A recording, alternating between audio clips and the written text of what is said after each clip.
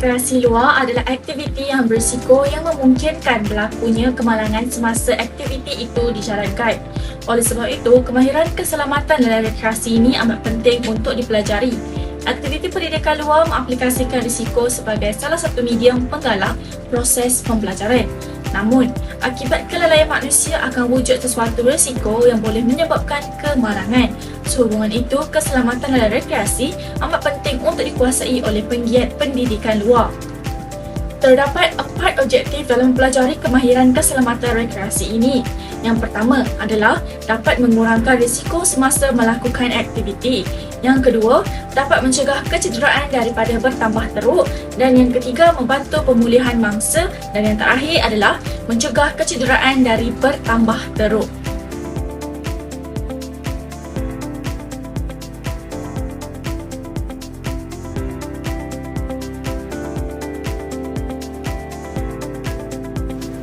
Langkah yang pertama, menilai tahap kesedaran mangsa. A. Melihat B pengsan dan A memeriksa B dengan mencuba untuk membangunkannya. Langkah yang kedua, membuka salur udara. A. Membuka mulut B untuk melihat salur udara sama ada tersekat dengan makanan atau perkara lain.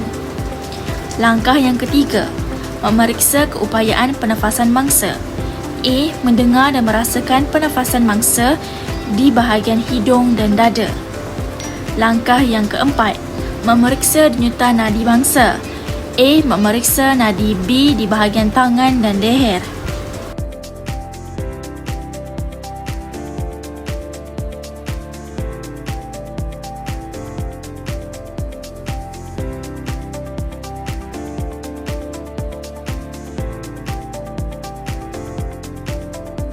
Prinsip pertolongan cemas DRABC. D. Merujuk kepada danger.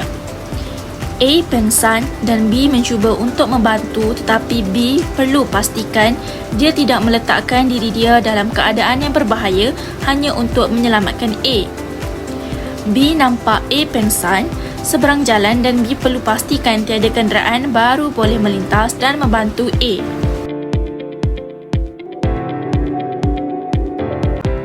Definisi kecederaan.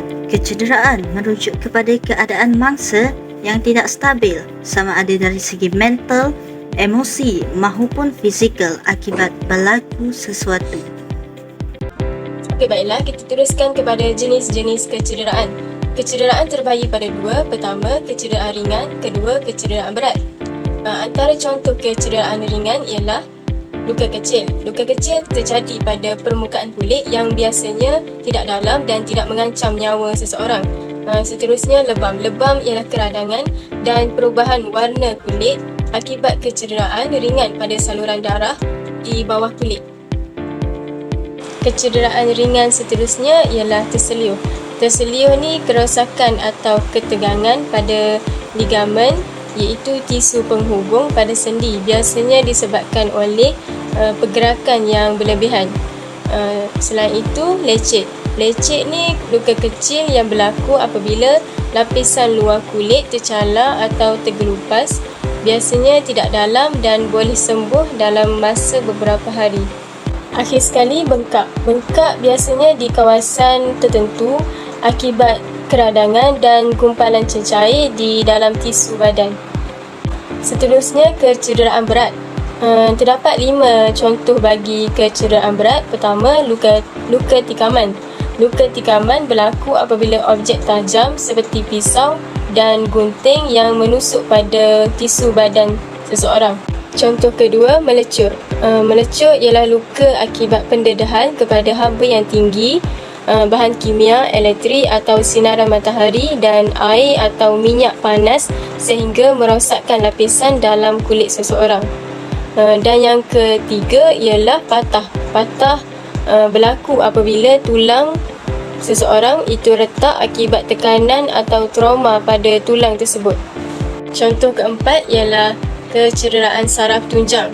Kecederaan serius pada tulang belakang yang boleh menyebabkan kerosakan pada saraf tunjang dan fungsi badan. Dan yang terakhir sekali ialah kecederaan kepala yang teruk. Contohnya kecederaan yang serius pada kepala yang boleh menyebabkan pendarahan otak, kerosakan otak atau lupa ingatan.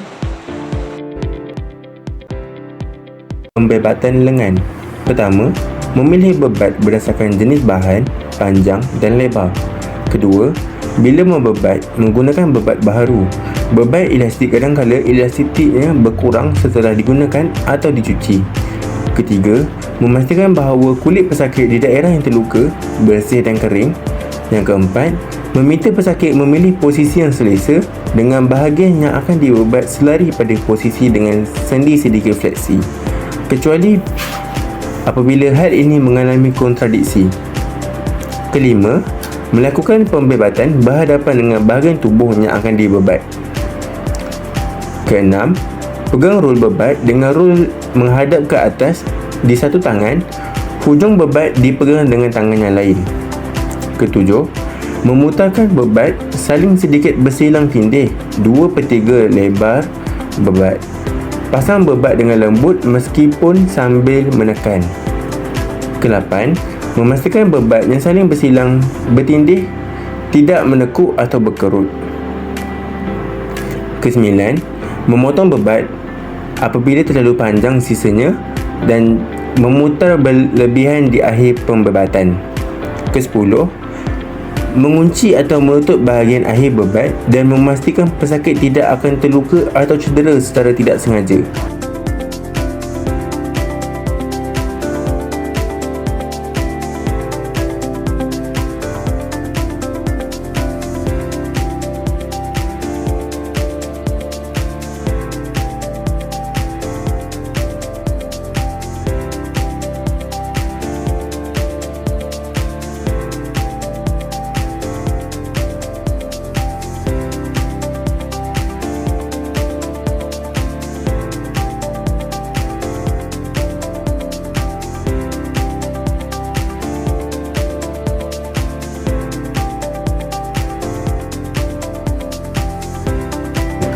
Ikatan ando.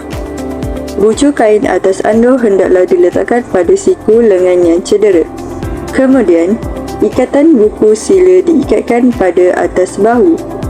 Bucu atas kain ando yang diletakkan pada siku tadi boleh dipinkan atau dilipat ke bahagian dalam supaya nampak lebih kemas.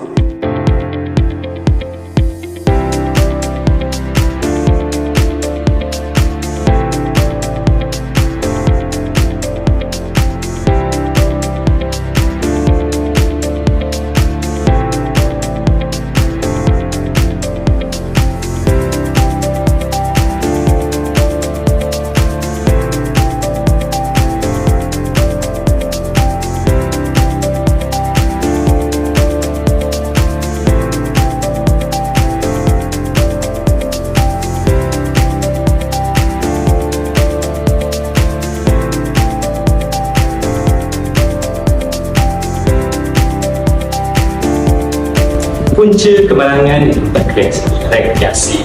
Terdapat beberapa faktor yang telah mendorong berlakunya kemalangan di tempat rekreasi. Antara faktornya adalah tidak mengedahkan amaran bapa tanda. Tempat rekreasi selalunya berada di seperti kawasan air terjun, taman permainan, gunung, pantai dan sebagainya. Jadi, di kawasan-kawasan tersebut akan ada satu papan tanda amaran untuk mengelakkan perkara-perkara tidak diingini.